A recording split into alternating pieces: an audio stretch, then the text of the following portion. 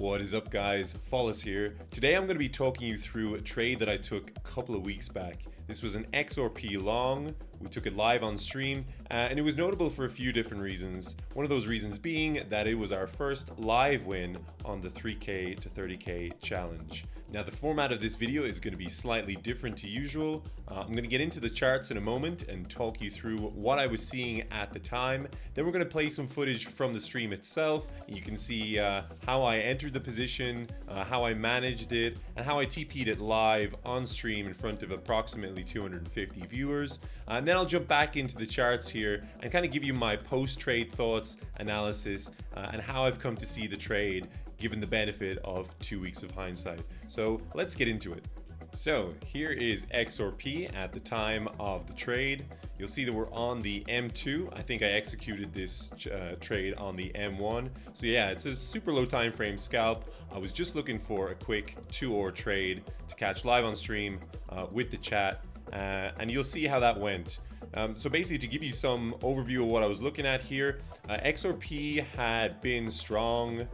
It had pumped the day before and now looked to be just consolidating. Sometimes with these kind of setups, you do see that there's a second leg. It's something I speak about a lot, especially when there's buy-side liquidity higher that has not yet been taken. So with that in mind, I was looking to long. I was looking to basically run these highs and take the liquidity, the untaken liquidity that was resting there.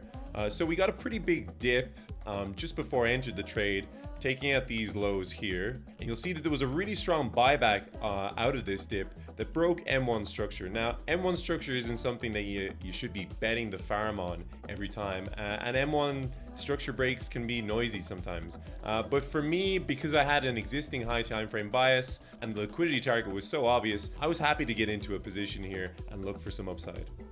Now, in an ideal world, we would have broken higher time frame structure like M5 or M15, potentially taken out this high, and only then looked for the long on the retrace. But we didn't get that. As I said, that didn't matter so much to me because I had an existing high time frame bias where I was looking for upside. So for me, this M1, M2 structure break was enough.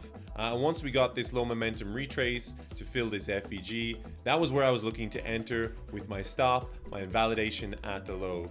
So I was effectively targeting these highs. My TP, my full TP, was the penultimate high here, which gave us a nice 2-hour trade.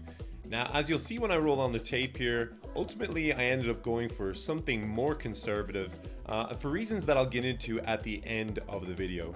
But with that in mind, I think that's the setup explained pretty well. Let's roll the tape from the stream and see how I got on in the trade itself. Yeah, I would love to see XRP pump because I can't do fucking jack shit with it here. It actually looks pretty strong, to be honest. We might even look to get involved slightly higher. I mean, if it takes this high, that's a break of structure, so that might be something we look to get involved on. I'm not filled yet. Brev.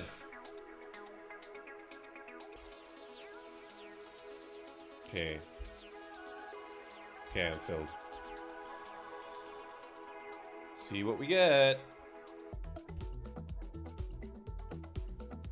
Man, just no fucking bid here. Well, it looks like we're heading for our first L on the count.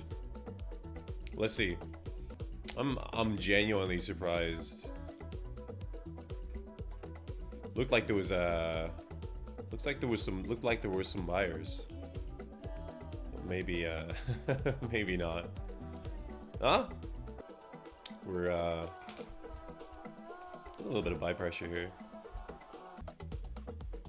BTC could bounce here, that'd be great. H4 close. Yeah, not a great H4 close, has to be said. Basically going for that high. Hopefully we don't get used as liquidity, although I fear good chance that will happen. What do I stand to make here? Oh, like 150 buckaroons. We would be so back. But BTC is, man, dollar's dying. Can we get some space here? We get some room to the upside? We'll probably tighten our stop pretty soon. Oh, okay. Let's fucking go. Let's fucking go. Yes. Okay. No dancing just yet. No dancing allowed. See if we get this. I don't know. So once we sweep this high, I'm definitely moving stops to break even. Oh, BTC fucking chatting. That's why. Holy shit. This is where I'm fucking terrible. If price puts in these equal highs and then chills for a bit, I feel like it blasts through with the power of 1,000 suns. Is that correct to say? Oh shit, we swept on Binance. Okay. I'm out. Okay. 1.15 or. Oh, the best trader in the fucking world. Now, having watched the tape and having seen how the trade play out, it might come as no surprise to learn that ultimately price did go for all of the buy side highs. There was a really nice pump here that took out all this buy side liquidity, and ultimately the setup would have gone for the full 2-or that we were looking for. Now in the end, of course, I did get slightly less than that, but I'm not going to complain too much for the following reasons. The first being that it was a live trade.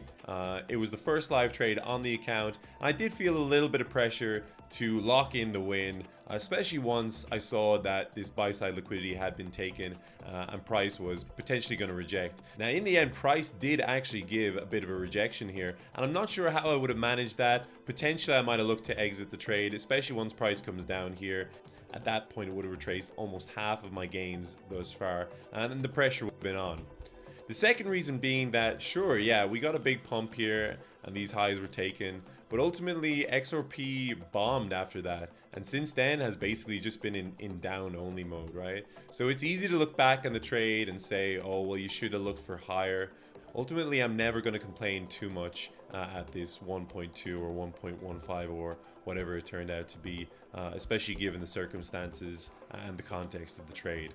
One of my stated goals with this 3K to 30K challenge is to TP as aggressively as possible to avoid round tripping if I can, and to minimize the amount of money that I leave on the table. Round tripping is something that I have been extremely guilty of in the past. So with this challenge, I set myself the goal of trying to get in and out of positions quickly, TP aggressively, and move on to the next setup as soon as I can. And in that sense, I think that this trade was a great success, even though it's not the most glamorous or flashy trade of my career, 1.15 or, and I think it was a good opening trade to take live on the challenge account. So there you have it. This was the XRP long that I took live a couple of weeks back. Not the most glamorous trade, not the most flashy trade, but I'm happy that I stuck to my goal of TPing as aggressively as possible and locking in the win for the first live trade on the challenge account.